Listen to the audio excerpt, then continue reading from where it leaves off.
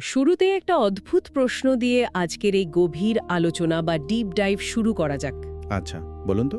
ধরুন, যদি বলা হয় যে আধ্যাত্মিক পথে বা একজন ভালো মানুষ হওয়ার জন্য খুব বেশি চেষ্টা বা পরিশ্রম করাটা মানে আসলে কোনো সাফল্যের লক্ষণ নয়, আচ্ছা, বরং এটা প্রমাণ করে যে সেই মানুষটির পদ্ধতিতেই একটা বড়সড় ভুল রয়েছে।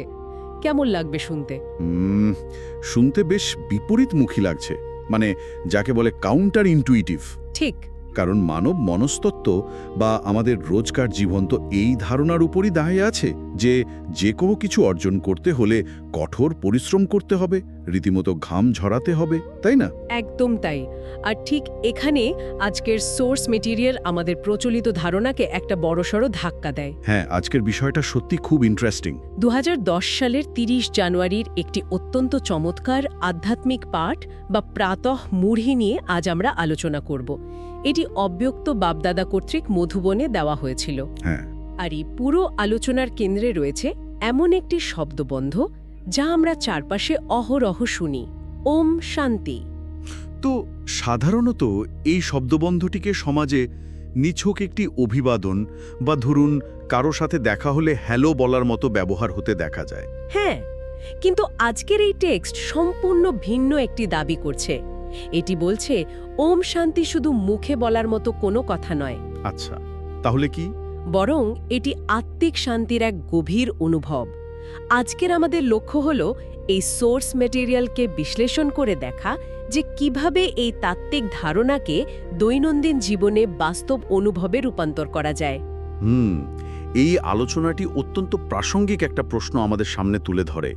আমরা জীবনে প্রচুর বই পড়ি, তথ্য সংগ্রহ করি, কিন্তু মস্তিষ্ককে শুধু একটা হার্ড ড্রাইভের মতো ব্যবহার করা আর সেই অর্জিত জ্ঞানের সত্যিকারের অথরিটি বা অধিকারী হওয়ার মধ্যে যে যোজন যোজন দূরত্ব রয়েছে, এই টেক্সট তারই সূক্ষ্ম মনস্তাত্ত্বিক বিশ্লেষণ করেছে।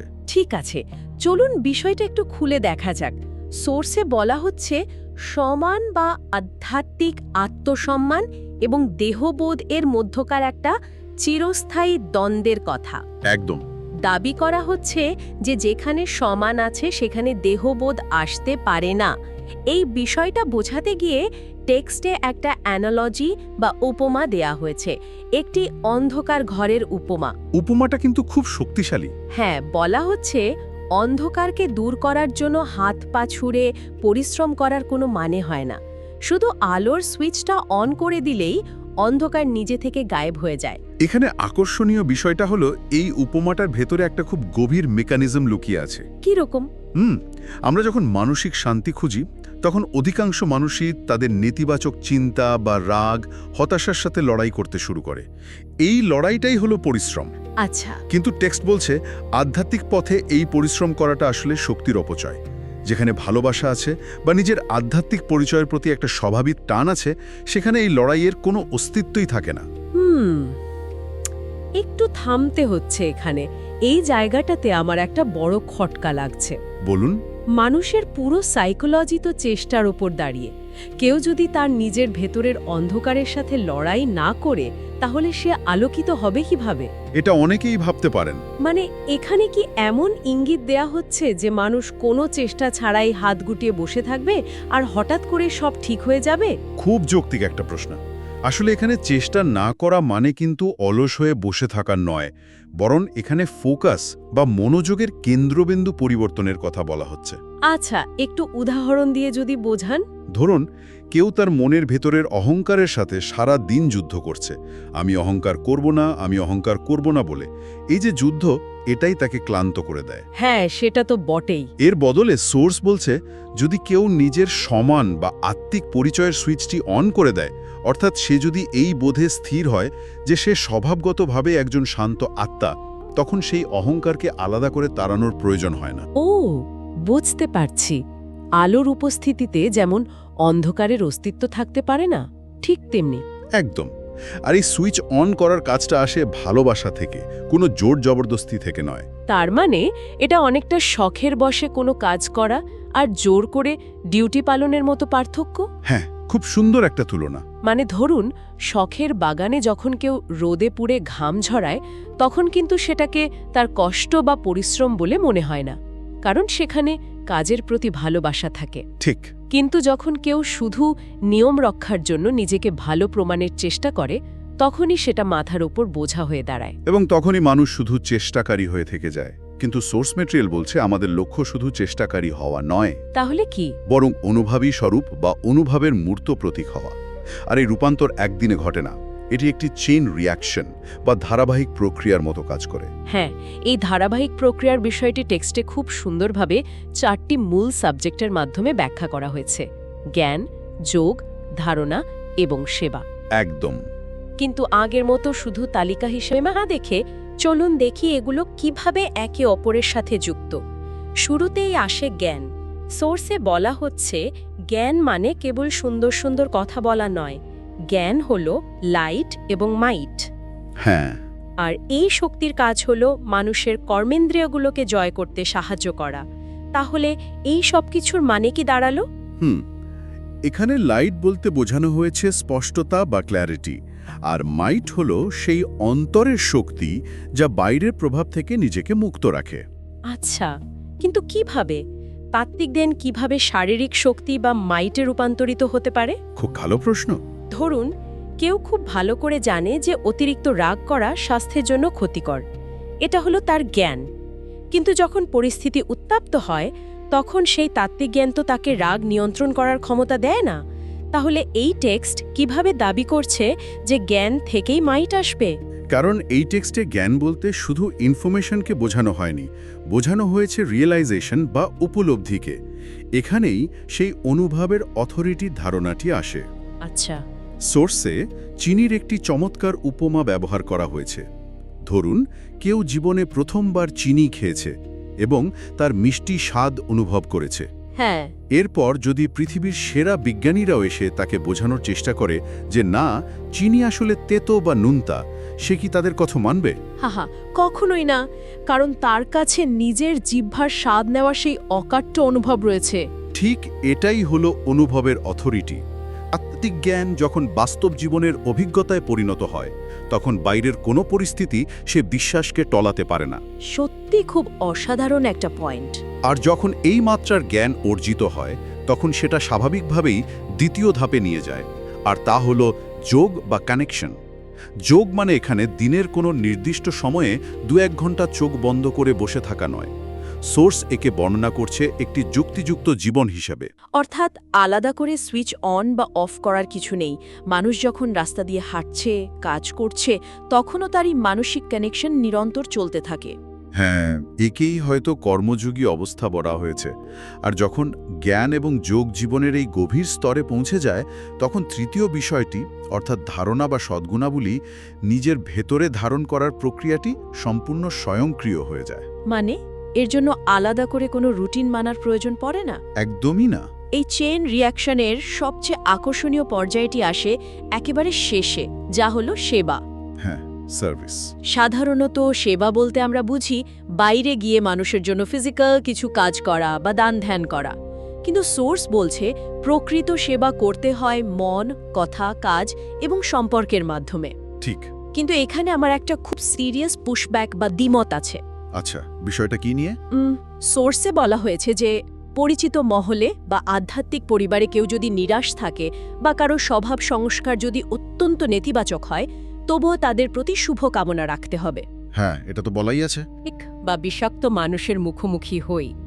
আধুনিক সাইকোলজিও অনেক সময় পরামর্শ দেয় যে নিজের মানসিক শান্তি রক্ষার জন্যই এমন মানুষদের থেকে দূরে থাকা উচিত। রাইট। সেখানে এই টেক্সট বলছে তাদের প্রতি এনার্জি দেওয়া বন্ধ করা যাবে না। এটা কি এক ধরনের অবাস্তব প্রত্যাশা নয়? যদি আমরা এই বিষয়টাকে বৃহত্তর মনস্তাত্ত্বিক প্রেক্ষাপট থেকে বিশ্লেষণ করি, তাহলে দেখব এই আধ্যাত্মিক টেক্সট একটা যুগান্তকারী ধারণা আমাদের সামনে আনছে। কি রকম? কাউকে অপরিবর্তনযোগ্য ভেবে তার আশা ছেড়ে দেওয়াকে বা তাকে এ তো এমনই, একে বদলানো সম্ভব নয় বলে লেবেল করে দেওয়াকে এই টেক্সটে একটি অত্যন্ত শক্তিশালী শব্দবন্ধ দিয়ে বর্ণনা করা হয়েছে। বলা হয়েছে সূক্ষ্ম ঘৃণা। সূক্ষ্ম ঘৃণা? কাউকে তার নিজের মতো ছেড়ে দেওয়াটা ঘৃণা হবে কেন? এটা তো এক প্রকার নিজেকে বাঁচানোর চেষ্টা। এখানে আধ্যাত্মিকতা এবং সাধারণ মনস্তত্ত্বের সূক্ষ্ম পার্থক্য। যখন কেউ ধরে নেয় যে একজন নির্দিষ্ট মানুষ আর কখনো বদলাবে না, তখন আসলে সে নিজের মনের ভেতর থেকে সে মানুষটির প্রতি শুভ ভাবনার প্রবাহটা বন্ধ করে দেয়। আচ্ছা। টেক্সটের মতে অন্যের স্বভাব খারাপ হতে পারে, সেটা তার দুর্বলতা, কিন্তু সেই অন্যের দুর্বলতার কারণে যদি নিজে ভেতরের শুভ কামনা বা পজিটিভ এনার্জির প্রবাহ থেমে যায়, হ্যাঁ, তবে সেটা নিজের আধ্যাত্মিক সত্তার উপরই এক ধরনের সহিংসতা বা সূক্ষ্ম ঘৃণা। প্রকৃত ওম শান্তি বা ভেতরের শান্তি যদি সত্যিই শক্তিশালী হয়, তবে বাইরের কোনো মানুষের নেতিবাচকতা তাকে টলাতে পারবে না। বিষয়টা ভাবলে গায়ে কাটা দেয়। তার মানে অন্যের খারাপ স্বভাবের কারণে নিজের শুভ ভাবনার দরজা বন্ধ করে দেওয়াটা আসলে নিজেরই অনুভবে শক্তির অভাবকে প্রমাণ করে। ঠিক তাই। আর এই শুভ ভাবনা কিভাবে যে কোনো পরিস্থিতিতে ধরে রাখতে হয়, তার একটি চরম উদাহরণ হিসেবে সোর্সে ব্রহ্মা বাবার কথা উল্লেখ করা হয়েছে। আচ্ছা। জীবনের অন্তিম সময়ে যখন তিনি তীব্র শারীরিক কষ্ট বা কর্মভোগের মধ্যে দিয়ে যাচ্ছিলেন, তখনও তিনি আশেপাশের কাউকে তার সেই কষ্টের বিন্দুমাত্র ফিলিং বা অনুভূতি দেননি। তিনি সম্পূর্ণ ফরিস্তা বা দেবদূতের মতো আচরণ করেছিলেন। ফরিস্তা অর্থাৎ যার সাথে দেহ বা মাটির কোনো আবদ্ধতা নেই। হ্যাঁ, তিনি প্রমাণ করে গেছেন যে মানুষের স্বভাবের কারণে ভালোবাসা বা শুভ ভাবনার মাত্রা কখনোই কমা উচিত নয়। কারণ যখনই আমরা অন্যের স্বভাবের ওপর ভিত্তি করে আমাদের আচরণ ঠিক করি, তখন আমরা আসলে আমাদের রিমোট কন্ট্রোলটা অন্যের হাতে তুলে দিই। উফ, এই বিষয়টা সত্যিই গভীর চিন্তার উদ্রেক করে। কিন্তু এত শক্তিশালী একটি মানসিক স্থিতি, যেখানে অন্যের নেতিবাচকতাও আমাকে টলাতে পারছে না, এমন একটা ইমিউন সিস্টেম তৈরি করার প্রয়োজনটা ঠিক কতটা জরুরি? বর্তমান প্রেক্ষাপটে এটা খুবই জরুরি। হ্যাঁ, সোর্স মেটেরিয়াল এই শুভ ভাবনা এবং আধ্যাত্মিক স্থিতির প্রয়োজনীয়তাকে বর্তমান বিশ্বের একটা খুব রিয়েলিস্টিক প্রেক্ষাপটে দাঁড় করিয়েছে। বলা হয়েছে যে প্রকৃতিতে এখন হঠাৎ বা আকস্মিক পরিস্থিতির খেলা চলছে। বর্তমান বিশ্ব পরিস্থিতির দিকে তাকালেই এটা স্পষ্ট বোঝা যায়। হঠাৎ ভূমিকম্প, প্রাকৃতিক বিপর্যয় বা অন্য যে কোনো আকস্মিক ঘটনায় লক্ষ লক্ষ মানুষ অল্প সময়ের মধ্যেই চলে যাচ্ছে। একদম। এই চরম অনিশ্চয়তার মধ্যে মানুষ তো জানতেই পারছে না যে তার পরের মুহূর্তটা কেমন হবে। আর এখানেই বিষয়টা সবচেয়ে কৌতূহল উদ্দীপক হয়ে ওঠে। এটাকে অনেকটা ফায়ার ড্রিল বা জরুরি প্রস্তুতির সাথে তুলনা করা যেতে পারে। দারুণ একটা উপমা। একটা বিল্ডিংয়ে যখন সত্যি আগুন লাগে, তখন কি কেউ ড্রয়ার খুলে ফায়ার সেফটি ম্যানুয়াল বের করে পড়তে বসে? হ্যাঁ, তখন ম্যানুয়াল পড়ার সময় কোথায়? ঠিক, তখন রিফ্লেক্স বা স্বতঃস্ফূর্ত প্রতিবর্ত ক্রিয়া কাজ করতে হবে। মস্তিষ্ক নিজে থেকেই জানবে কোন সিঁড়ি দিয়ে নামতে হবে।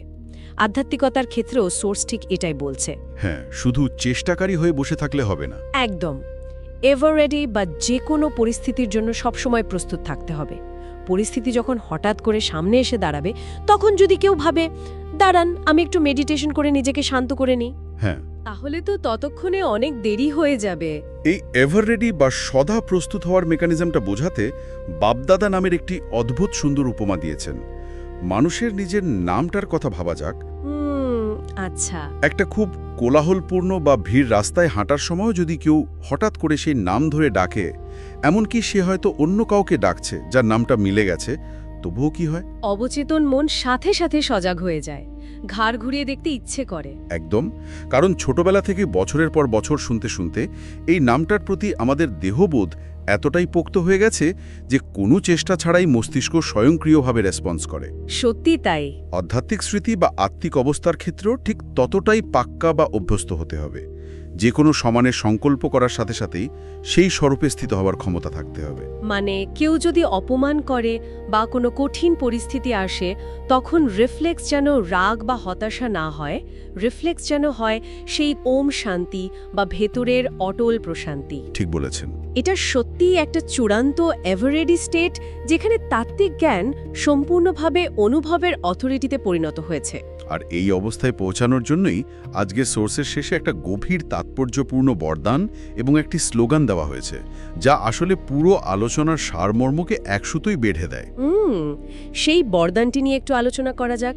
সেখানে ফরিস্তা বা দেবদূত হওয়ার জন্য স্পষ্টভাবে দুটি শক্তির কথা বলা হয়েছে। হ্যাঁ, বলা হয়েছে মনের জন্য প্রয়োজন মনন শক্তি এবং কথা এবং কাজের জন্য প্রয়োজন সহন শক্তি। আচ্ছা। এই দুটো শক্তি যখন একসাথে কাজ করে, তখনই জীবনে লাইট এবং মাইট দুটোই স্পষ্টভাবে দেখা যায়। মনন শক্তি মানুষকে শেখায় কিভাবে বাইরের নেতিবাচকতাকে নিজের ভেতরে ফিল্টার করতে হয়, হ্যাঁ, আর সহন শক্তি শেখায় কিভাবে রিয়্যাক্ট না করে রেসপন্স করতে হয়। তখন আর জ্ঞান কেবল বইয়ের পাতায় আটকে থাকে না। আর এর সাথেই যে স্লোগানটি দেওয়া হয়েছে তা আমাদের প্রাত্যহিক জীবনের একটা বড় সমস্যাকে আঙুল দিয়ে দেখিয়ে দেয়।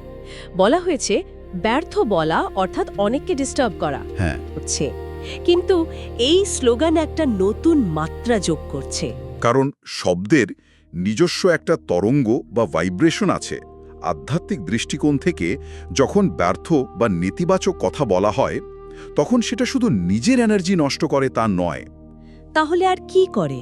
বরং আশেপাশের পুরো পরিবেশের সূক্ষ্ম এনার্জিটাকে দূষিত করে দেয়। এর ফলে নিজের অজান্তেই অন্য মানুষের মনের শান্তি বিঘ্নিত হয়। আজকের এই পুরো সোর্স ম্যাটেরিয়ালটা খুব গভীরভাবে বিশ্লেষণ করার পর মনে হচ্ছে ওম শান্তি শব্দবন্ধনীর ওজন যেন বহু গুণ বেড়ে গেল। সত্যি তাই। এই প্রকৃত অর্থ কেবল মুখে বলা কোনো শব্দ নয়, বরং জ্ঞান, যোগ, ধারণা এবং সেবা, এই চারটি বিষয়ের মাধ্যমে নিজেকে অনুভূতি করে তোলা। এবং এই অনুভবটাই হলো মানব জীবনের সবচেয়ে বড় অধিকার। পৃথিবী পাল্টে যেতে পারে, চারপাশের পরিস্থিতি চরম বিশৃঙ্খল হতে পারে, কিন্তু ভেতরের সেই অনুভবের সত্যতাকে কোনো কিছুই টলাতে পারে না। আজকের এই ডিপ ডাইভ আমরা এখানেই শেষ করব। তবে যাওয়ার আগে শ্রোতাদের জন্য একটা নতুন চিন্তার খোরাক রেখে যেতে চাই। অবশ্যই। একটু আগে আমরা সেই সূক্ষ্ম ঘৃণা এবং টক্সিক মানুষদের জীবন থেকে সরিয়ে দেওয়ার আধুনিক প্রবণতা নিয়ে কথা বলছিলাম। আজকের দিনে ক্যান্সেল কালচার বা কাউকে খুব সহজেই জীবন থেকে মুছে ফেলার একটা চল তৈরি হয়েছে। আমরা ভাবি এতে আমরা নিজেদের মানসিক শান্তি রক্ষা করছি। হ্যাঁ। কিন্তু একবার ভেবে দেখার মতো বিষয় হলো, আমরা কি সত্যি নিজেদের শান্তি রক্ষা করছি, নাকি এই আধুনিক দেয়ালগুলো আসলে আমাদের নিজেদের দুর্বলতাকে ঢাকার একটা ঢাল মাত্র? গভীর একটা প্রশ্ন। যখন আমরা কাউকে অপরিবর্তনযোগ্য বলে দূরে ঠেলে দিই, তখন কি আমরা আমাদের নিজেদের ভেতরে সেই এভার রেডি রিফ্লেক্সটাকে পরীক্ষা করার সুযোগটাই হারিয়ে ফেলছি না? আমরা কি নিজেদের চারপাশে দেয়াল তুলে দিয়ে ভাবছি আমরা শান্তিতে আছি, অথচ সেই শান্তি কোনোভাবেই আমাদের ভেতরে স্বতঃস্ফূর্ত অনুভব নয়, থাকে? ভাবতে থাকুন। আজ এ পর্যন্তই। আবার কথা হবে পরবর্তী ডিপ ডাইভে।